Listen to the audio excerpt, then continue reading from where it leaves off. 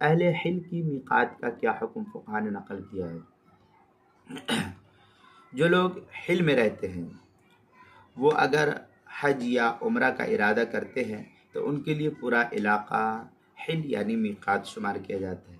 अलबत्ता अपनी जायज़ सुकूनत से इहराम बांधना उनके लिए अफजल है। जिस जगह वो ठहरे हुए हैं उस जगह से वो इहराम बांधना उनके लिए अफजल शुमार किया गया है। बुनियतुन नासिक के अंदर है वह अम्मा मीक़ातु अहलिल हिल्ल फ़ल-हिल्लु लिल हज्ज वल उम्रा व इहरामुहुम।